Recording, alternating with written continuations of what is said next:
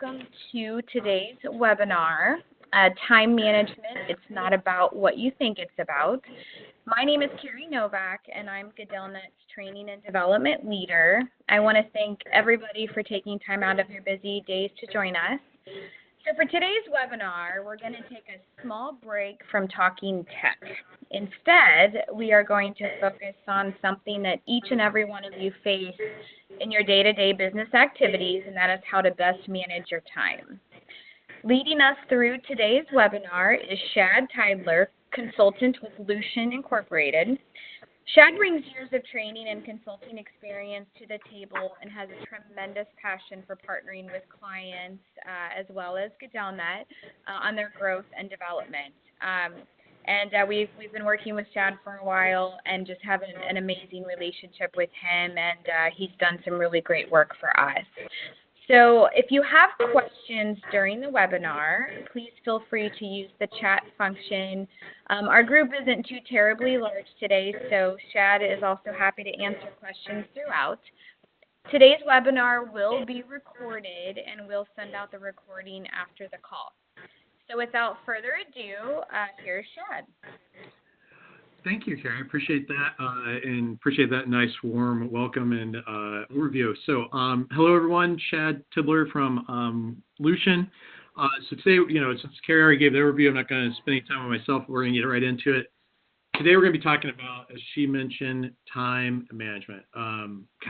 Something everybody talks about. How many times throughout the day do we say, I just wish I had a little bit more time, or when am I going to get the time to do this? Or, there's so much on my plate. How am I going to get it all done? So today we're going to talk about what are some of those things that hinder us from being effective with our time, and why do they come up? And then we're going to talk through some tools and best practices of what we can do to help, better manage the time we have, be even more productive in it, and make sure we get away from some of those distractions and things that pull us apart or pull us away from managing our time effectively. Here's how I work. We're going to have some interactive parts through this, so we'll probably use the chat and just have you throw in some stuff in the chat, as we go through some feedback on some questions.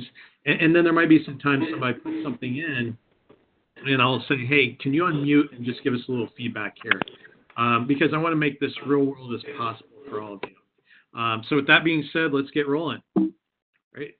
So here's where we're going to get interactive right away, folks. Like we talked about, type in the chat. What's some of your biggest time wasters?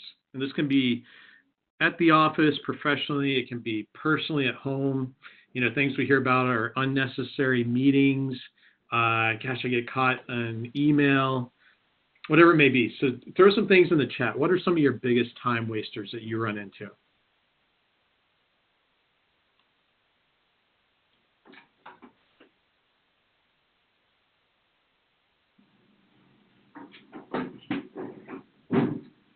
All right, people talking around you and being distracted. Liz, absolutely. Good, let's look at some other ones. Where's some other ones? Great one, Liz. Social media. Callie, absolutely. Gosh, how easy is it to start, checking. You read an article and then we get caught up, and before we know it, half an hour is gone. Emails, we got a couple people, Kelly and Betty. Yeah, emails, are we getting caught checking those? Maybe we're touching emails a few different times, where we go, hey, I read this, gosh, what am I going to do with it? And we come back to it and we read it again and go, I got to do something with that. So we'll talk a little bit later about what's some ways we can, when it comes to email or any task, figure out how quickly to respond to it, allocating time. So yeah, absolutely. Some of those time wasters that we have. And so, as we talk about that, and here's one thing I want to put in perspective for everyone. How much are you worth per hour? So I want you to think about, what is your hourly rate? If you need afterwards, you can reach out. I'll have my contact info at the end. You can reach out, and I can share a format for calculating that. But if you think of your hourly rate and what you're worth, you take like what you're making or your goal amount to make is, and divide, take out the number of hours per year on vacation and training, things like that, and divide by your working hours, that rate is very important, and it can help you with making a decision right now, on what the hourly rate is. So Knowing that is key to going, okay, am I spending time on tasks that I could have someone else do? Or I could pay somebody to do that can do it at a much lower rate, where I can spend my time on what's most important to me, right? So, if, like I said, if you're interested, if you've never done a calculation of your hourly rate, reach out afterwards. I'll have my email or phone, and I'd be happy to share a way to do that, start to calculate that. And go with that is, are we spending time on things below our pay grade? And let's put that in perspective, our pay grade, but are we spending time on doing things that we could hand off to someone else? So one of the things that I'm doing with a lot of my clients is helping them to hire, it could be salespeople, account managers, project managers, various positions. Well, there's a lot of administrative tasks that go into that, setting up the ad out on a career builder or Indeed or LinkedIn. Candidates apply, reaching back out to them to get them to take an assessment we do early on for their job skills, getting them set up into phone interview, in-person interviews, et cetera. There's a lot of admin tasks that have to be done to help my clients effectively hire new people. But I also know that those aren't where my most biggest value and where my hourly rate is best spent. My biggest value is helping clients figure out, okay, what are all the qualifications and criteria you need to find that right person? Helping them through the interview process. How do you effectively do a phone interview, in-person interview? How do you objectively evaluate it so you're not going off a gut feeling or, man, I like them, like they kind of just seem like me, versus do they have the skill sets or not? How do you ask effective questions to determine that in an interview? How do you, once you've found that candidate, how do you onboard them? I know that's where my value is. So I'm in the midst of hiring somebody right now to help me with the administrative task, because I know that's not where my value is. So, if we know our hourly rate and where we're most valuable to spend our time, then it becomes easier to figure out, okay, these things that aren't my most valuable, how can I delegate them or outsource them to someone else, right? And are there still monkeys on your back? And let me give you some definition around a monkey. A monkey is something that we take on for other people. It's something they could do themselves, but because we want to help them out, even though they could do it themselves, we take it on, or we go, I could just do it quicker than you can. So we take that on and we put that, where we do it. Or we go, well, I want to show you how good I am and how valuable I am and how smart I am. So therefore, instead of having them do it themselves, we put it on our back, right? So if you're managing people, it might be when people come to you with, problems in their job or process. As a manager or leader, do you jump in and go, well, let me rescue and let me save the day, and I'll just show you how to do it again, or I'll do it for you because that way I'll look really, really good to you? Well, that's times if we've trained them properly, we should be coaching to help them figure out how to resolve the problem and then also what to do going forward and holding them accountable to it. But instead, we put the monkey on our back, and before we know it, we got 10, 15 monkeys on our back. We even do this with family members where, they might come to us and go, hey, can you just do this for me?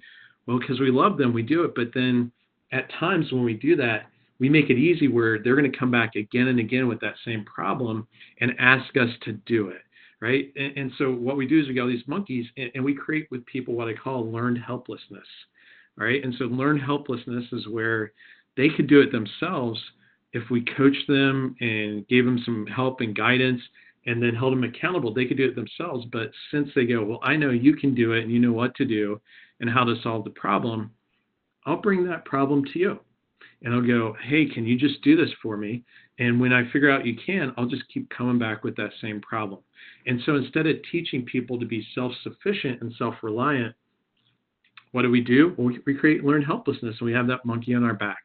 And we're actually doing a disservice to people about, when we do that, because we're making it easy for them not to do what they need to or what they could to be even better and to improve. So you got to ask yourself, are there monkeys on your back? Type into the chat real quick. What are some monkeys as I describe that? If you think of in the office or at home, are there some monkeys on your back that you put on there? Maybe it's where you're solving problems for coworkers or for your people who you're managing that they could be doing themselves if you help them discover what to do and hold them accountable. So what are some monkeys on your back? Just type that in the chat there. What's a monkey that sits on your back right now that you could be having that person do? Just get a second, wait for some input to come in.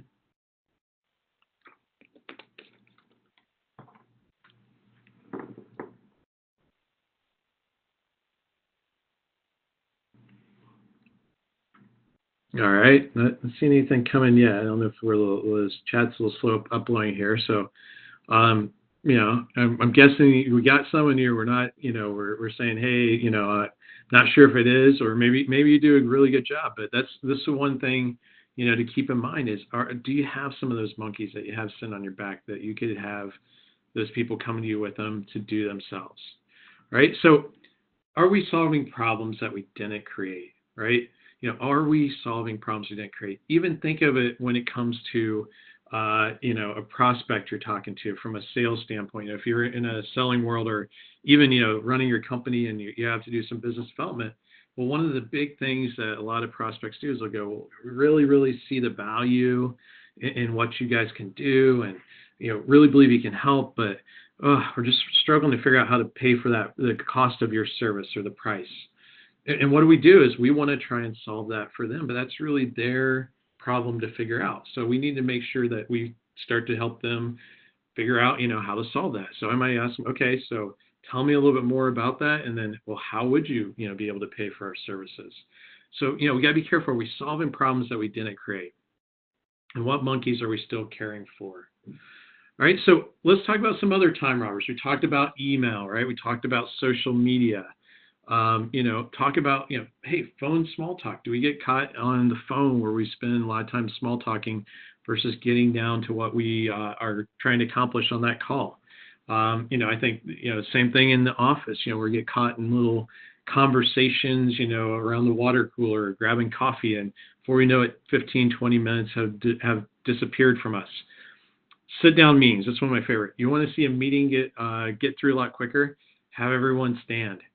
A lot of times those scheduled meetings, and do we have like a lot of scheduled meetings that we go, okay, we really don't need to meet. These are things we can meet once a month, a couple times a month, and then we could have action items in between that we handle over email or phone calls. An open door. And so let me put a little context around this. As we think of an open door, you want to have that ability for people to come in and be able to, get some help from you and be able to talk with you.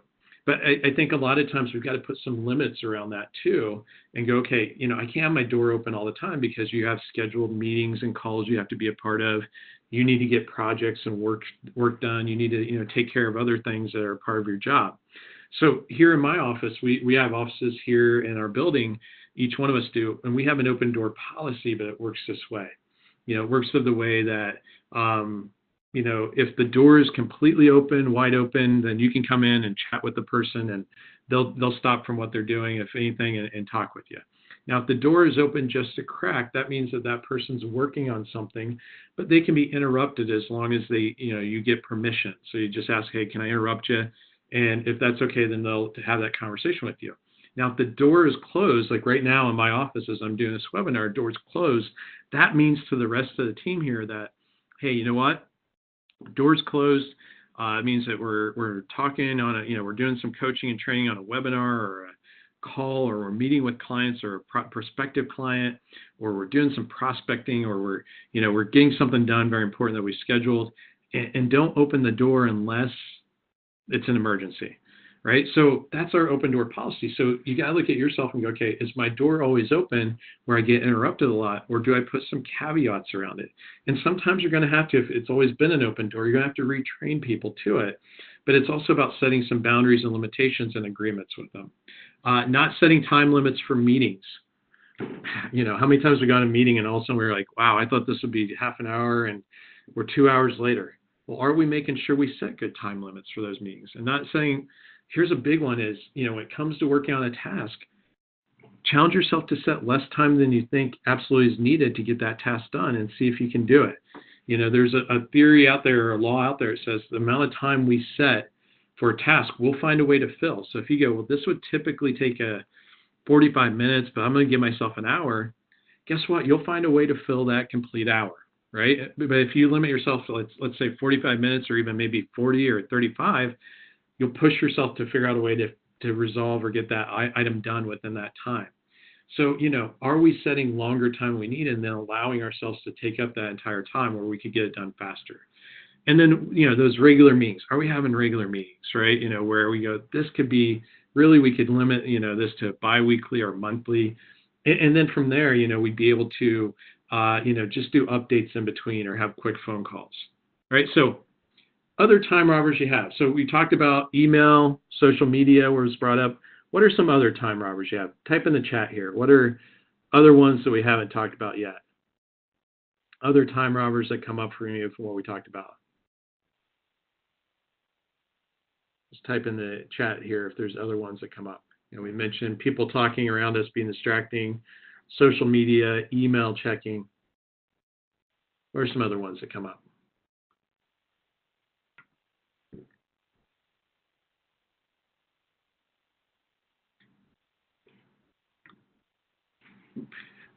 Special projects. Yeah, where you get pulled in on special constant phone calls. Sure. Absolutely. Right. So some special projects come up unplanned, constant phone calls we're getting. And some of it becomes, it's territory of the job we got to get done. But also some of that, even with phone calls, depending on our role, we got to say, okay, do I have set times where I will respond back to phone calls? One of the things that comes up a lot is people go, okay, well, if I've got an inbound call coming in, even if I'm working on a project or I'm doing something else, I feel like I got to pick up that phone. Well, you got to look and go, okay, do I have to at that time? Is it really urgent and needs to be answered? And that's more of a mindset than anything, right? When I have incoming calls, and I know a lot of my job here and what I do is not an emergency, I will have set times that I'll respond back to the day where I block time on my calendar and go, okay, hey, if I've got voicemails here or emails at this time, I'll respond back at those times. So you got to look at that and go, okay, are you enabling that? That's a monkey on your back you're taking on where you go, I feel like I've got to respond, immediately to everybody. Well, you don't, and you got to think of what's the expectation of that person. And I think a lot of times, is setting that expectation with them and going, okay, you know what? How soon? If you call and leave us a message, how soon do you need me to respond? What's acceptable for you? If I respond in 2 hours, is that acceptable? If I respond, next morning, if you leave a call at 4 o'clock in the afternoon, if I respond by next morning, right? So you got to set those expectations. And a lot of times that's on us. A lot of times what we do is we go, well, I need to respond as soon as possible. Well, is that really the case? And it goes with your job, or is it, is that person you're responding to okay if you say, hey, I call you back in a couple hours, right? So best practices. Let's talk some best practices here. Let's plan in the afternoon for the next day, right? So do we do our planning a day ahead at least? One of the things I do is, each week on a Saturday or Sunday, I'll take half an hour, look at my schedule for the next 2 weeks, and I'll make sure I got planned time in for the activities that are most important in my position. Plan time in for things I want to do, personal things at home. But I'm always looking ahead and going, do I have set time in there? And I'm planned ahead versus just walking in the day and just going, okay, let's see what happens. Use only one calendar where you can have everything in one place. And here's why, is because, it's going to get confusing. It's going to be hard to keep everything together if you're having to look at 2 or 3 calendars and go, gosh, I wonder which okay, what spot's open? Is that open on that calendar? Put everything in one and have it where you manage it from one. Pay attention to what's happening with individuals. And this is from a management perspective. Pay attention to what's happening with the people, the people you're managing. If you're starting to notice, hey, this person seems like there's something bothering them, or they seem frustrated, addressing that earlier before it becomes a bigger challenge and then you have to spend more time on it, right? So if we're really aware of what's going on with the people around us, and I think that's even at home, if you're aware of, with your significant other, with your kids, what's happening, you address those things earlier when they start to come up. It takes less time if you address them at the beginning than later.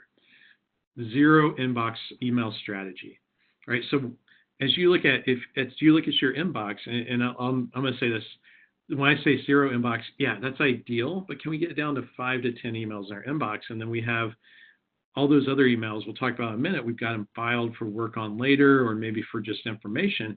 But if you have all these emails in your inbox, right, like hundreds, think about how much time it takes every time you guys sort and go find an email. Think about, each time you look at that, and probably in the back of your mind's popping up going, oh man, I need to, at some point I need to clean that. Well, that's a monkey that sits on your back, and it's always that little mental space it takes up and that little, pressure we feel that we got to take care of it. And that takes up energy from us. So working to keep that inbox down and then filing things and figure out, okay, is this something to work on later? I put some time on my calendar. Is it something to respond to right now and be done with? Is it something that's just for an FYI that I can either just have it, as filed if I ever have to go back to it, or delete it? Cluster your phone calls. And I think this goes with activities in general. Where you're going to be doing a bunch of the same activity throughout your day, cluster it together. So for example, I had to take care of some hiring phone calls with clients this morning. So first thing I did right after a session with clients I got done at 9:30 is I spent from 9:30 to 10, and all I did was just making calls to my clients on taking care of some hiring pieces for them. Clustered that. After our webinar here, I'm going to grab a quick lunch, and then I've got some time where I'm working on some referrals for clients from clients. That's all I'm doing for that half an hour. So cluster things together, because what it does is you've got it set together and you're doing a similar activity, which takes up less energy, less brain power.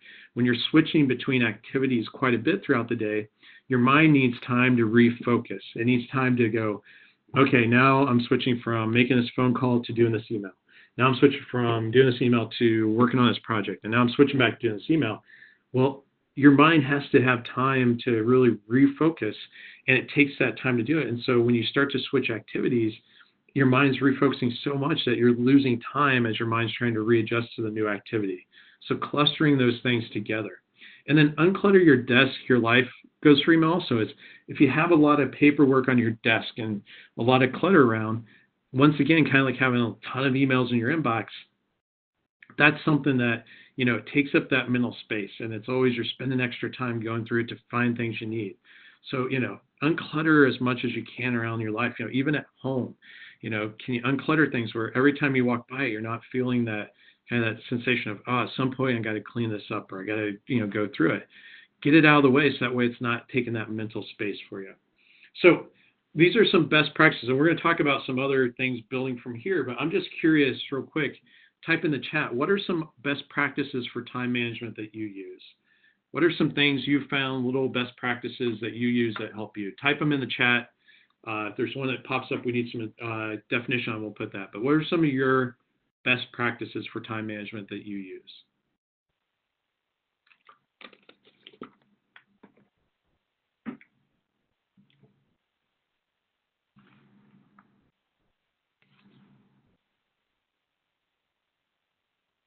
Turning off push notification. Andrew, yes, great one. In today's day and age, we can all say, we get a lot of ways people can reach us. Push notifications on your phone, email notifications, from our laptop, or from our computer when we got the email open, inbound phone calls, right? Social media. Turn those off. And just put time in your calendar where you check them at certain times of the day. The more and this goes back to shifting, through, changing our focuses, every time you stop and you respond to a notification or, an email that comes in or a distraction as you're working on something, it takes your brain 15 to 20 minutes to refocus back on that original task. So, if that happens 4 times in a day, you've lost an hour there where your brain's taking that time to refocus. So turn off, if you're working on a project at your desk, eliminate distractions, right? The closed door and things we talked about, but also turn off the notifications. A lot of times when I'm making phone calls, I turn off my email during that time, or I shut it down because I don't want emails coming in that will distract me when I'm talking to someone or making my calls. One of the first things I do every morning when I get to the office is I take my cell phone and put it in my desk drawer, because I just pulled out at certain break times of the day, because I don't want that distracting me where I have that sensation to look at the phone, or I see a call's coming in and jump on it. No, I'll have time throughout the day. So making sure those things, do we turn off the distractions ahead? Betty said not putting something to the side to be filed later if possible. Yeah, we'll talk about here in just a minute, taking a look at things, how we determine what's urgent, what isn't, what to do with it, but how many times do we touch things, before we take an action on them? All right, so those are some great best practices. So as we're looking at things, and it goes with what Betty just said here, putting something to the side to be filed later if possible, with our time management, and this can be used for checking emails, voicemails that come in, paperwork on our desk, projects work on. The first thing we got to determine is this task, this thing we got to do, is it important or not important?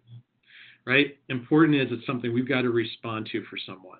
Important is it's a project that we've committed to get done. It's something for a client, something for our management, something that we promised, right? Not important is something where we go, okay, it's just I got an email, it's just an FYI, some information to have in the back of my head, or to have to reference, but it's not something important. Or I'm copied on something just as an FYI, but it's nothing I have to take action on. So first thing is determining is what's important, not important. The important stuff, yes, you got to figure out, going to the next level, the urgent, not urgent. Okay, how soon do I need to respond back, and what do I need to do? If it's not important, get rid of it or file it away as just an FYI.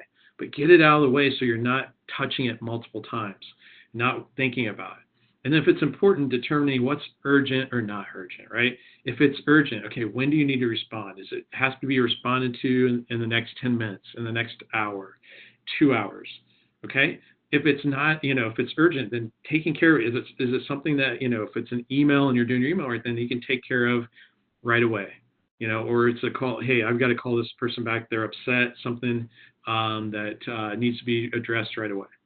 Now, if it's not urgent, schedule it, but it's important. We got to get it done. Schedule the time in your calendar and go, okay, I know this needs to be done a week from today. I need to get a response back a week from today. Put time in your calendar to get that done, right? So are we using some sort of a system to determine what's important, not important, what's urgent, not urgent? If it's not urgent but important, scheduling time in our calendar to get things done, versus just reacting to everything that comes in and going, oh man, I got to respond right away. It's urgent. Well, a lot of times it's not. It's just us telling ourselves it is, telling ourselves it's got to be responded to right away. Also with this is setting expectations. If you got to get something back to somebody, asking them, how soon. I had a client of mine email me earlier this week, and she said, hey, can you give us some information on salespeople's salaries, ranges in these particular cities? We want to make sure we've got a fair compensation we're paying people. We want some, data to help us back it up. So I said, absolutely happy to. And my next question was, how soon do you need it? And she emailed me on Tuesday and said, hey, can you get it to me by Friday morning? Perfect. Now, I had a couple little clarity questions with her, but I put time in my calendar early this morning where I took care of that for her and sent it to her because I knew, hey, I didn't have to worry about it till Friday. And then it gave me Tuesday, Wednesday, Tuesday and Wednesday to get everything done, knowing I didn't need to take care of it, right? So we got to have some system we're working through. And how many times, we got to ask ourselves, how many times do we need to handle things, right? So how many times do we click on and open and move an email around and, maybe, put it in our inbox, go, oh, I'll come back to that later, and then open it again, reread it again, go, I need to work on that. How many times do we, even on our desk, touch paperwork and files on our desk, right? And so we got to go, how can we start to lessen that? And using that important, not important, urgent, not urgent can help. But also, with it, if you look at like paperwork on your desk, years ago, I worked for a pharmaceutical company. I took a management leadership session on time management. And this was, back in the mid 90s when, there was email and things were going digital, but there was still a lot of paperwork. And I worked in the logistics realm, so a lot of stuff was documented paperwork that had to be there for, regulatory agencies, had to be there for the transportation companies we were working with as part of the process. Well, one of the things this time management course taught us is if you look at the paperwork on your desk, take a red pen or a red marker and put a little dot every time you touch a piece of paper on your desk and see how many of those red dots add up before you actually do something with it and get it off your desk. But, do we think about how many times we handle things before taking action or getting it, scheduled in our calendar to take action on, and then getting it out of the way so it's not taking up that mental space, right? So what is time management really, really about? Well, I always tell people the biggest thing it's about it's about our own mindset on it. It's about what are our values and priorities, and are we spending time doing those things, right? Because, if you get caught a lot in urgent things that you jump on and distractions, well, you got to look at it and go, am I taking control of this? If I go, hey, I can see these 3 or 4 distractions make up 80% of my loss of time and my extra time that I waste, then are we taking ownership to do something about it? And how can we start to eliminate those distractions? And there's some that absolutely come with our territory of what we do, but there's a lot of others in our control. So it's really about our mindset is, do we go, I control my time, or is everyone controlling my time for me? Right? So key rule, time management's about saying no. Time management's about saying no. This one goes, I read an article a couple months back that Warren Buffett, he was interviewed for the article. So Warren Buffett, the founder of Berkshire Hathaway and one of the greatest investors of all time in the world. And someone asked him, they said, what's the biggest management lesson you ever learned that it's helped you, more than anything? And he said, the power of saying no. All right, so what does that mean? Well, it's about if we know what's very much most important to us and where our highest paying activities are and what our goals and priorities are, it becomes a lot clearer for us to say no, and it becomes a lot easier because we go, well, I know, these things that people are asking me to do, they don't fit to those things that are most important. It's not part of what, my highest functions are. So it becomes easier to say no to things. I was recently listening to the book Good to Great, and they talk about how people get caught up, in business about, hey, this is a once in a lifetime opportunity. It's a once in a lifetime, we got to jump on it. Well, if it doesn't fit to the goals and the things that are most important to that company, you got to be able to say no and be okay with that, and realize that usually it's not just a once in a lifetime opportunity. There'll be multiple of those once in a lifetime opportunities, but it's about knowing our values, our goals, our priorities, and being able to say no and being able to go, that doesn't add to, what's most important for me. All right. So how to master time management? Well, the core is goals, and values and what's our priorities. So as an example of that, if someone says, hey, I'm my value and my priorities and my, one of my biggest goals is my family and spending time with my family and being there for them. If they say that's my values, my goals and my priorities, my family, but yet they spend all their time working at the office. They go in at 6 a.m. They don't come home till 9 o'clock at night. And even when they're home, they're on the laptop or they're checking email. Or, even when they're there at dinner, they're distracted because they're on work stuff. And on the weekends, they're constantly working. Well, they're spending their time more in the work and the business stuff they're doing than they are with their family. So you can't say, hey, my priority is my family, my value is my family when you're not spending your time there. I always, say you want to know where people's priorities and values and their goals are. Look at where they spend their time and their money, because that will tell you. So you got to go, okay, if I'm saying these are my values and priorities, is that where I'm spending my time? Developing plans of action. If you say, here's my goals and here's the priorities, do you have plans of action that you're working each day? The way to reach goals, isn't about just putting, one thing is having the goal there and knowing where you're going, but it's also the little day-to-day things, the little things you do each day consistently that build on each other that help you to get to those goals and make the big breakthroughs, right? So are you making sure that, you've got those plans of action in place? We talked about concentrating and focus time. Are you blocking time? Are you making sure you eliminate distractions?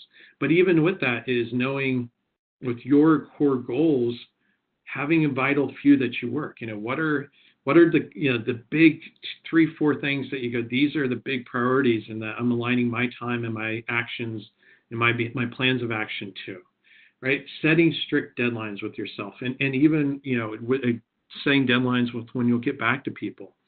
Do you set deadlines or do you go, oh, I'll get back to you on that, or I'll get to that, versus going, hey, absolutely, let's figure out when do you need it back? All right, I'll get it back to you by this point. The better we become ourselves at establishing deadlines with ourselves and others, the easier it becomes to master our time. We go, okay, I know I've got to get this done. I've got to block the time to do it, and I'm committing to it. Understanding procrastination. All right, usually procrastination is more about fears and about concerns and anxieties than anything. We procrastinate and put things off because it's something we don't like to do because, we go, it's just, I have to do it. I don't really enjoy it. It's something that we put off or we procrastinate because we go, I'm not sure how to do it. What's the best first step? Or maybe it's something we put off because we go, well, what if it doesn't work out right or I screw this up? A lot of that's based off of beliefs and fears. So, you can go, well, I'm going to be more accountable. I'm going to put, these strict time limits. But if you're not addressing the underlying feeling, belief, or fear about it, then you'll find ways to procrastinate, right? So do you address those things and go, okay, what's the belief or fear, and is that real, or is it not? And if it's not, what's the action I can take? Delegating. Are we delegating those things? We talked about at the beginning, delegating things that, we go, okay, these are things that I can hand off to someone else. Removing meetings, limiting interruptions. We talked about batching tasks. Big one here is transition time. We talked about how the brain takes that time to transition between tasks. Do you give yourself time each day, or do you just go straight from one task to the other versus having that transition time? You got to think your brain's like a machine. If you run it so hard all the time, eventually it's going to break down, much like your body, right? If you're pushing your body just constantly, not giving it time to transition and recover, it's going to break down much like a machine. So one of the key things is, do you give yourself little transition points? Maybe it's a few minutes in between coming from a meeting to jumping on a phone call, or coming from a meeting or a call and going to a task you're going to do. Give yourself those few minutes to, maybe it's just go grab a glass of water or coffee and just kind of, decompress. Maybe it's step outside, in the nice weather. Whatever it is, but giving yourself time to transition. All right, so another key rule here. Don't let your circumstances be senior to your word. Don't let your circumstances be senior to your word. I just want you to type in the chat. When you read this, what's this mean to you if you think of time management? Don't let your circumstances be senior to your word. I want you to type in chat is, what do you think this means to you?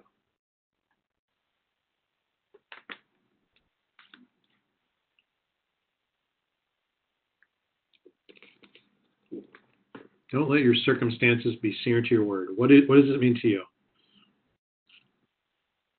And put it in the reference of time management.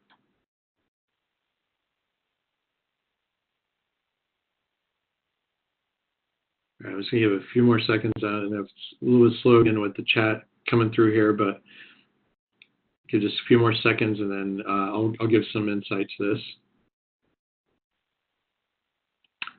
Here we go. Thank you, Liz. Don't let what is going around you delay you from completing tasks that you have promised to be completed. Yes.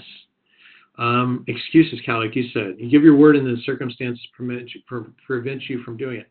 Absolutely. How many times do we make a deadline with someone or a promise and go, I'll get that to you by here, and then we're late doing it and we go, oh, it's because this stuff came up. Or it's because this happened, right? And we justify it. When I was growing up and up to a few years ago, my sister is someone who was always late for everything, right? It would not matter, it would not matter what it was, like she would be late. And she had this pattern she would do is if she was late for something, if she let us know ahead of time she's going to be late or not, she'd always get there. And the first thing she would do is go, oh, I'm so sorry I was late. This happened. Something happened with the kids, or this happened, or work was crazy, or whatever. And so always the circumstances were senior to her word to be on time, and it was this little trap, or little game that she played. So, we got to go, okay, are we letting our circumstances get in the way, or are we going, okay, no, if I commit to it, I'm going to find everything I can, do everything I can to make sure I get it. And I'm not going to say you're not going to have times where things do happen. Those unplanned do happen. But is that, something where it happens regularly where you go, oh, well, I'll just, this stuff happens and I'm just going to be late getting it to people. Be fanatical about setting and achieving goals. Set your goals and work to achieve them. Align your time, align your tasks, align your behaviors to it. And this goes to what we're just talking about with the circumstances being senior to your word. Rationalization is lowering your standards to meet the level of your behavior. How many times do we rationalize, I didn't get this done by when I promised? This got in the way, right? And we rationalize all those distractions and why we didn't get things done and lower our standards to meet the level of the behavior versus going, no, I'm not going to rationalize that. I'm going to set that, and that's what I'm committing to, and I'm going to figure out what, do whatever it takes to get there, right? And you can control your life by controlling your time and your words. We talked about that as people say, here's what my values and priorities are. Well, is your time reflecting that? Is your time, if you go, these are the big 3, 4, or 5 important things in my life, is your time and where you spend it reflecting that? Or is it reflecting other things? And also your words, things like, people say, hey, can you get that to me by tomorrow at noon? And you go, I should be able to. I think I can, right? Versus going either, yeah, I can do that. I'll have it to you tomorrow by noon, or no, I can't. Can we talk about a time when I can get it to you? If we give those wishy-washy responses, right? I should be able to, I think I can, I might be able to, versus going, no, I'm going to be, clear and definite in my words and going, I can get it to you by that point, I'll have it, or, I know I'm not going to be able to. Can we figure out a time that would work that I'll be able to do that for you?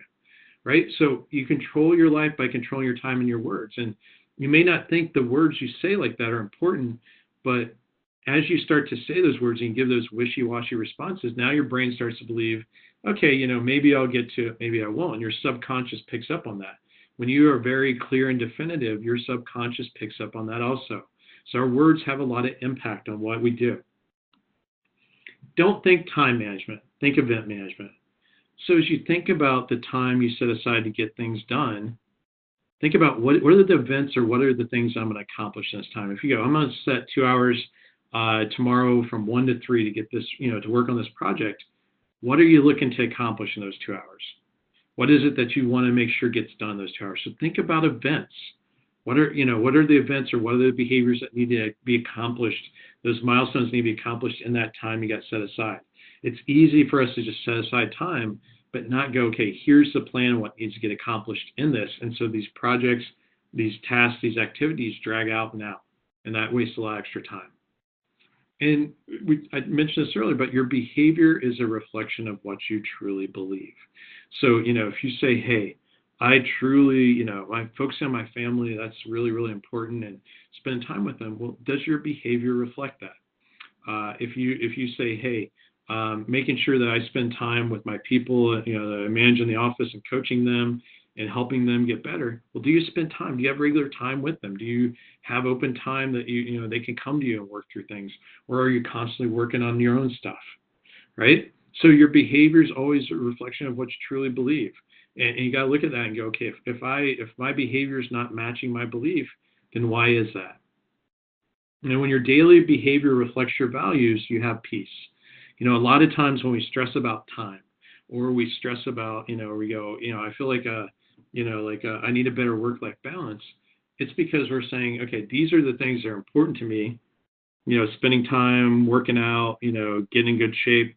But I never spend time actually doing it, and that's where the conflict happens. We're saying that's a value, being in good health and making sure I'm healthy, but then our time and our daily behavior doesn't reflect that. And so we have conflict. So you got to look at that and go, okay, if that really is important to me, how can I allocate time on a daily basis to do that, so that way I start to have peace, right? And so I'm in alignment with my values and my time and my behaviors, right? So we're wrapping up today. We got about 45 minutes through here. I want to hear, I want you to type in the chat, what are some lessons learned from today? What are some key lessons you picked up as we went through time management? Type in the chat, get a couple of us on here to talk through it, and then I'll answer any other questions we've got available. But what's a lesson learned from today? Type in the chat here.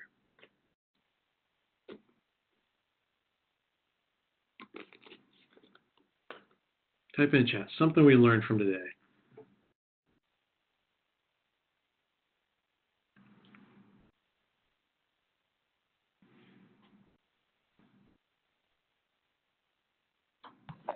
All right. Also, I was just going to say, also, if everybody wants to, if you want to unmute and you want to talk it versus type it, that's fine. Oh, that's even better. Even better. Thanks, Carrie. Yeah, if you want to unmute, let's, just give us the lesson learned. What's something we learned today? All right. Kelly, to turn off push notifications on my email to help focus. Yes. Or even closing out your email, if you're going, hey, I'm working on this project, I got to get this done, or I've got phone calls I've got to make. Get the distractions out of the way. Turn off the notifications on your email. Shut down the email. Put the cell phone away if you're not using it. Right? Things like that are really, really key to help you keep focused. Betty, thank you. Delegate more and say no to others more. All right, good. Betty, if you would jump on, what are some things you're going to delegate and more? What are some things you can think of you can delegate more?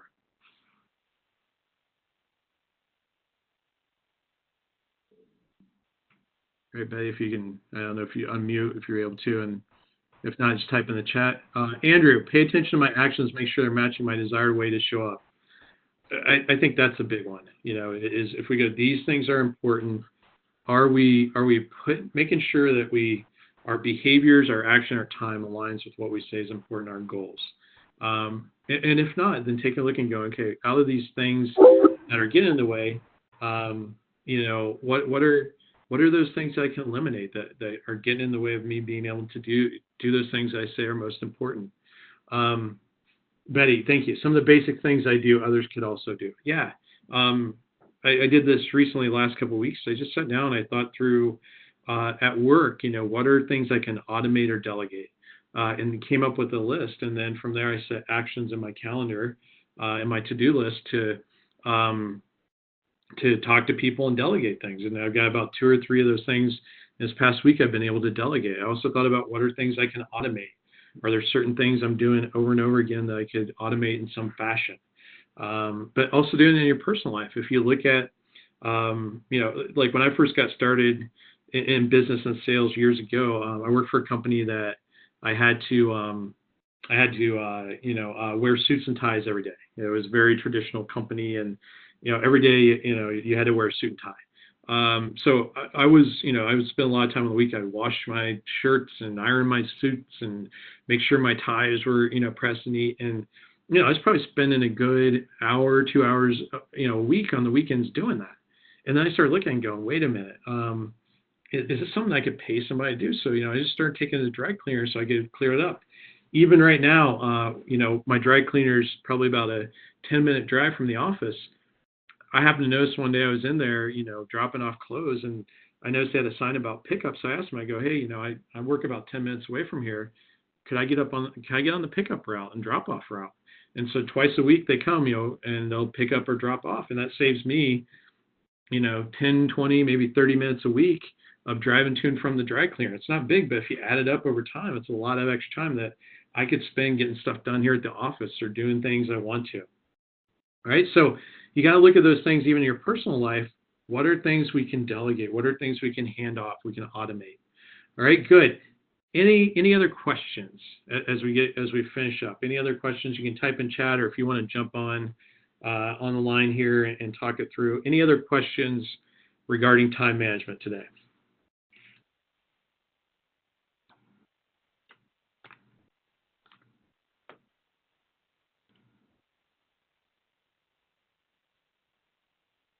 All right, haven't seen anything come through, and have everybody. So appreciate everyone joining today. If you'd like to reach out and talk further, get some additional help on these things or anything else, you can see below is my phone number and my email. Happy to answer questions, give some other advice, pointers, things like that.